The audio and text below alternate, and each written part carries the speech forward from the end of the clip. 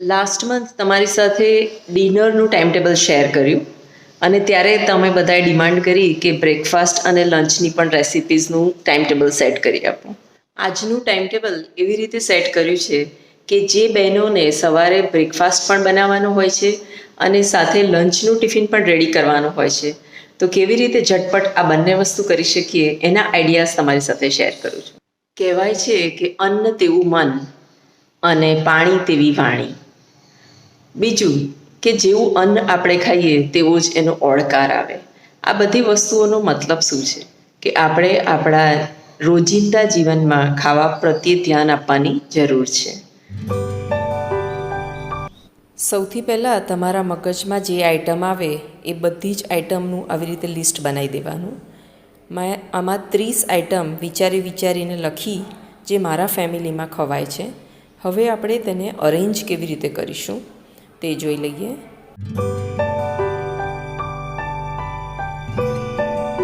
આ 30 રેસીપી ઘણા બધાની ઘરે ડિનરમાં બનતી હોય છે, તો ઘણા બધાની ઘરે બ્રેકફાસ્ટમાં બનતી હોય છે. એ જ રેસીપી આજે તમારી સાથે શેર કરું છું અને એની સાથે ટિફિન કેવી રીતે ગોઠવવું એ પણ આઈડિયા આપવા માગું છું. તો આ દરેક રેસીપીનું પહેલાં બ્રીફ આઈડિયા હું તમને આપી દઉં. સૌથી પહેલી છે દળપે પોહા. આ મહારાષ્ટ્રીયન રેસીપી છે જે ફટાફટ 10 જ મિનિટમાં સવારે બ્રેકફાસ્ટ તરીકે થઈ જાય છે. મટકી સલાડ એટલે મઠનું સલાડ અથવા કોઈ પણ સ્પ્રાઉટ્સનું સલાડ તમે બનાવી શકો. ત્યાર પછી દલિયા ખીચડી એટલે મગની દાળ અને દાળિયા એટલે ઘઉંના ફાળા એની ખીચડી બનાવતા હોય છે. It's also really very healthy. Masala oats, rava idli, vegetable wrap એટલે ફ્રેન્કી જે છોકરાઓને બી પસંદ છે અને મોટાઓને પણ ખૂબ ભાવે છે.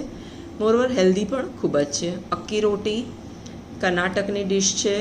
સ્મૂધી એટલે તમે દૂધની અંદર કોઈ ફ્રેશ ફ્રૂટ્સ નાખી, ડ્રાય ફ્રૂટ્સ નાખી અને ફ્લેવર્ડ કરીને બનાવી તો એને સ્મૂધી કહેવાય છે, એવું પણ ચાલે. ત્યાર પછી ઉત્તપ્પા, આલુ પરાઠા એ બધું આપણું જનરલ કોમન છે. બેસનના ચીલા એ પણ આપણે નોર્મલી બનાવતા જઈએ છીએ, પણ એમાં થોડા વેજીટેબલ્સ નાખી ચીઝ સ્પ્રેડ કરીએ તો એ ખૂબ હેલ્ધી થઈ જાય. સેમ એવી રીતે મૂંગના ચીલા એટલે મગની દાળના ચીલા, થેપલા, સૂપ, સરસ વેજીટેબલ સૂપ બનાવી અને બ્રેડ બટર સાથે સર્વ કરી શકાય છે.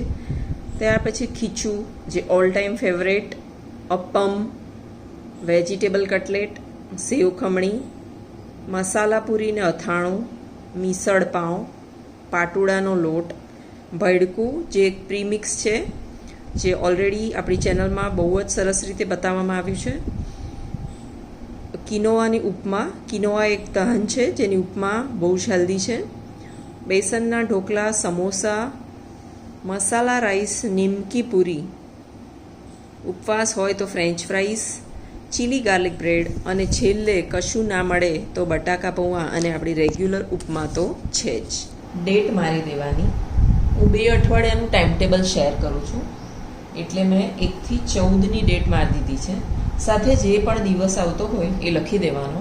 આ રેન્ડમલી લખેલા છે મંડે ટ્યુઝડે, એ રીતે તમારે ગોઠવી દેવાનું જેથી આપણને ખબર પડે કે વચ્ચે કોઈ ઉપવાસ કરતું હોય તો ત્યારે બ્રેકફાસ્ટ અને ટિફિન કેવી રીતે સેટ કરવું. તો ચાલો હું મારી રીત તમારી સાથે શેર કરું. એટલે બ્રેકફાસ્ટમાં આપણે બનાવીશું દળપે પૌવા. આ મહારાષ્ટ્રીયન ડિશ છે અને આની રેસીપી આપણે ચેનલ પર મૂકી નથી, પણ જલ્દીથી જ મૂકી દઈશું. હવે પૌવા એટલે રાઈસની આઈટમ થઈ, તો એની સાથે આપણે ટિફિનમાં ગોઠવીશું રોટી સબ્જી. એટલે તમે બનાવી શકો રોટી એટલે રોટલી અને શાક, અને સાથે કોઈ પણ લીલું શાક તમે ગોઠવી શકો. સપોઝ તમે ભીંડાનું શાક બનાવો અથવા તો પછી તમે કોઈ પણ ભાજી પણ બનાવી શકો છો, બરાબર. સાથે લાઇકિંગ્સ જો સલાડનું હોય તો સલાડ ચોક્કસ મૂકવું. બીજા દિવસે મંગળવારે આપણે ગોઠવ્યું છે આલુ પરાઠા. હવે દળપેપોમાં સવારમાં જ બની જતા હોય છે. આલુ પરાઠા જો તમે સેટ કરો તો તમે બટાકા જો રાત્રે બાફીને એનો મસાલો બનાવીને ફ્રીઝમાં મૂકી દીધા હોય તો આ તમારો બ્રેકફાસ્ટ ખૂબ જ જલ્દી સરસ થઈ જશે. અને સાથે હવે અહીંયા બટાકા આવી ગયા અને રોટલી જેવું આવી ગયું, પરાઠા આવી ગયા, એટલે સાથે તમે સેટ કરી શકો છો બિરયાની. બિરયાની સાથે તમે રાયતું આપતા હોય તો રાયતું, નહીં તો દહીં જે આપતા હોય, બરાબર. એટલે આવી રીતે હું સેટ કરું છું. આલુ પરાઠાનો મસાલો રેડી હોય તો સવારમાં બિલકુલ વાર લાગતી નથી અને સાથે બિરયાની આરામથી બની જતી હોય છે. હવે ત્રીજું જે મેં સેટ કર્યું છે એ એવું છે કે સવારમાં જો તમે રોટલી બનાવો સપોઝ, તો રોટલી સવારે રાખો તો પછી અહીંયા રાઈસ કેવું કંઈક ફરતું રાખવાનું. થર્ડમાં હું તમને આઈડિયા આપું છું કે સપોઝ હું બનાવું છું કે બેસનના ચીલા, જે આપણે હમણાં જ વાત કરી કે આમાં લીલા મરચાં, લસણ અને વેજીટેબલ્સ સાથે ઉપર ચીઝ વપરાઈને તમે આપો તો એ સરસ હેલ્ધી બ્રેકફાસ્ટ થઈ જશે. તો સાથે તમે બનાવી શકો છો ચીલા સાથે, કાં તો તમે રાઈસ સેટ કરો, કાં તો પછી તમે, હું સેટ કરું છું નોર્મલી કે પાલક પનીર બનાવી દઉં. પાલક પનીર અને પરાઠા, એટલે એક અગેન લીલું શાક થઈ જશે અને પરાઠા એટલે સરસ પેટ ભરાઈ જશે. ગુરુવારે આપણે સપોઝ આપણે રાખીએ કે થેપલા અને દહીં. જો સવારમાં થેપલા અને દહીંનો નાસ્તો તમે કરો તો થેપલા નોર્મલી આગલા દિવસે હું બનાવી દઉં છું અને ઠંડા થેપલા બધાને ભાવતા જ હોય છે. તો સાથે અહીંયા કંઈક વધારે તમને ટાઈમ રહેશે સવારમાં, એટલે તમે ગોઠવી શકશો. જેમ કે મેં લખ્યું છે મિસળ પાવ. હવે મિસળ પાવ તમે ન બનાવતા હો તો બનાવી શકો. મિસળ એટલે મિક્સ કઠોળને આપણે રાત્રે પલાળી દેવાનું અને સવારે કુકરમાં ગ્રેવી સાથે સરસ મિસળ તૈયાર થઈ જતું હોય છે. અને પાવ પણ આપણે આગલે દિવસે લાવી રાખ્યા હોય તો ટિફિનમાં ઇઝીલી આપી શકાય છે. શુક્રવારે સવારમાં લખ્યું છે ભેળકું. ભેળકું એક પ્રીમિક્સ છે, એટલે એ તમે પ્રીમિક્સ તૈયાર કરી રાખો તો સવારમાં ઇઝીલી ઉપમાની જેમ સરસ ફર્સ્ટ ક્લાસ થઈ જતું હોય છે અને બહુ જ સરસ ધાનથી બનેલું હોય છે, એટલે હેલ્ધી પણ છે. આની રેસીપી આપણી ચેનલ પર મૂકેલી છે તો ચોક્કસ જોજો. ભેળકાની સાથે આપણે લખ્યા છે કે તમે બનાવી શકો છોલે રાઈસ અથવા ઘણાને નૂડલ રાઈસ ભાવતા હોય છે તો નૂડલ રાઈસ બનાવી શકો. આની અંદર બધા ધાન આવે છે, એટલે એઝ ગુડ એઝ રોટી જેવું થઈ જશે તમારું, એટલે એ બધા ધાન આમાં આવી જશે. એટલે આપણે અહીંયા રાઈસ સેટ કર્યો છે. હવે શનિવારે મારું ફેવરેટ ખીચું. સવારમાં જો રાઈસની આઈટમ ખીચું બનાવ્યા હોય તો તમે એક કામ કરો કે બપોરે કે ટિફિનમાં તમે આપી દો દલિયા ખીચડી. દલિયા ખીચડી એટલે ઘઉંના ફાળા અને મગની દાળ અને ઘણા બધા વેજીટેબલ્સ, એટલે અગેન આ બેનું કોમ્બિનેશન એક હેલ્ધી રેસીપી થઈ જશે. હવે સન્ડે આખો દિવસ બધા ઘરે હોય છે, એટલે હું બનાવું છું કોઈ south Indian item, masala dosa. એટલે સવારમાં બ્રેકફાસ્ટ કંઈ નહીં, જ્યારે બધા ઉઠે ત્યારે આજ આખો દિવસ, બરાબર.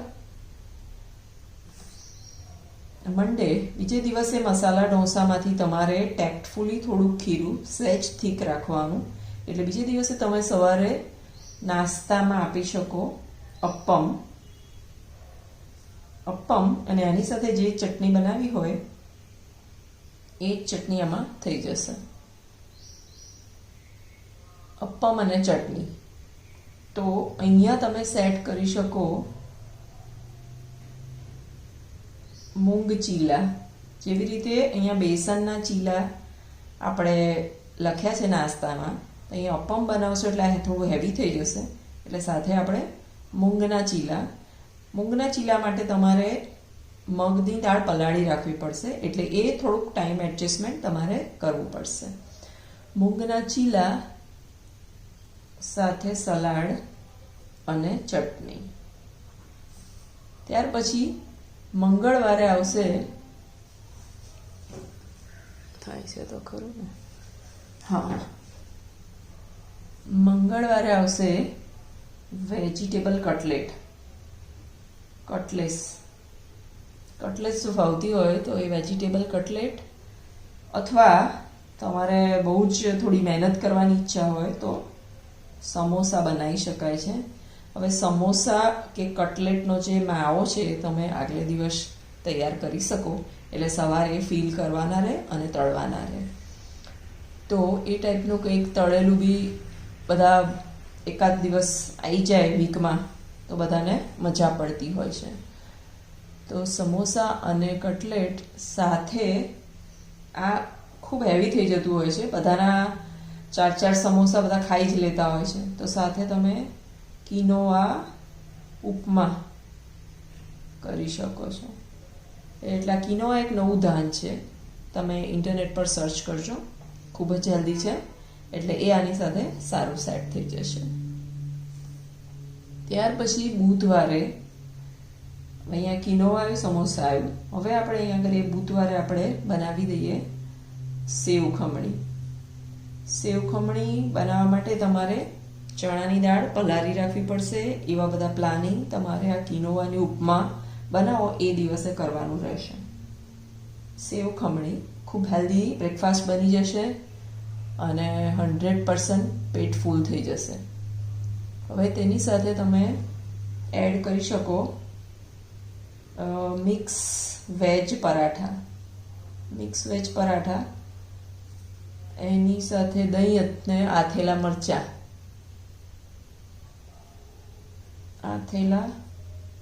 મરચાં અને આચાર.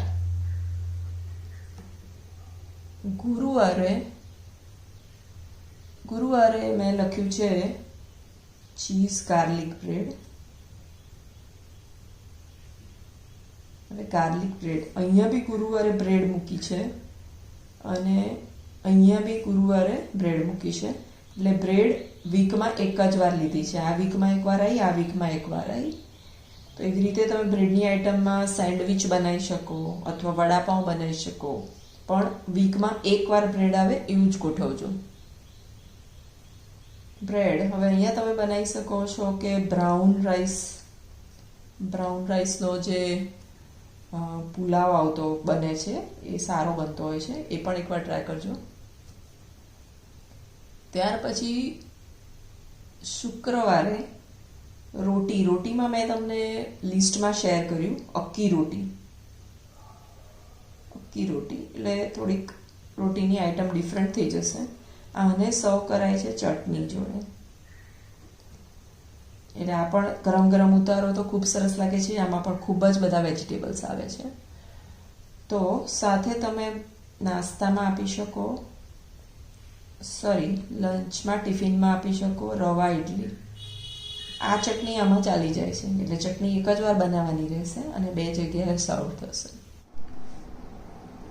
શનિવારે બેસનના ખમણ જે ઇન્સ્ટન્ટ બની જતા હોય છે, એટલે એમાં કોઈ પ્રિપરેશનની જરૂર નથી અને ગરમ ગરમ જ સારા લાગતા હોય છે. સાથે આપણે સેટ કરી દીધું શનિવારે રોટી અને સબ્જી. એટલે કોઈ પણ તમે સબ્જી રસાવાળી બનાવો અથવા તો પછી કઠોળ બનાવો, બરાબર, કારણ કે આપણે કઠોળ લીધું નથી આખા વીકમાં. એકવાર અહીંયા આપણે સલાડ લીધું છે. ત્યાર પછી રવિવારે ખીચડી કઢી સિમ્પલ ખાવાનું બનાવી દો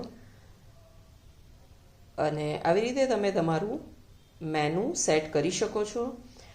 આ આખું મેનુનું હું સ્ક્રીનશોટ મૂકું છું, જેથી જેને આને આજ અપનાવવું હોય એ લોકોને કામમાં લાગશે. બાકી તમારી બધી જ રિક્વાયરમેન્ટ પૂરી કરવાનો ટ્રાય કર્યો છે અને મને ચોક્કસ સજેશન આપજો કે આમાં બીજા શું ચેન્જીસ થઈ શકે, તો હું પણ કંઈક નવું બનાવીશ. આવી રીતે 2 વીકનું તમે બનાવી શકો છો અને રિલેક્સલી બધી પ્રિપરેશન કરી શકો છો. હવે જોઈએ પ્રિપરેશન શેમાં જોઈશે. જેમ કે ટાઈમ મેનેજમેન્ટ નહીં હોય તો આ ટાઈમ ટેબલનો કોઈ મતલબ નથી. પૌવા ઇન્સ્ટન્ટલી સવારે જ બનાવવાના હોય છે, નો પ્રી રિક્વાયરમેન્ટ. પણ ભીંડીનું શાક છે એ તમારે રાત્રે કાપી લેવું પડશે, તો બીજે દિવસે ફટાફટ એને તમે વઘારી શકશો. આલુ પરાઠામાં જે મસાલો છે એ પ્રિપરેશનમાં મંડેની રાત્રે તમારે કરી દેવો પડશે. બિરયાની તરત જ તાત્કાલિક થશે. બેસનના ચીલા ઇન્સ્ટન્ટ છે, એમાં કોઈ જ રિક્વાયરમેન્ટ નથી. પાલક પનીરમાં જે બહેનોને વાર લાગતી હોય તો તમે એની જે ગ્રેવી છે એ તૈયાર કરી શકો છો રાત્રે. થેપલા ને દહીં.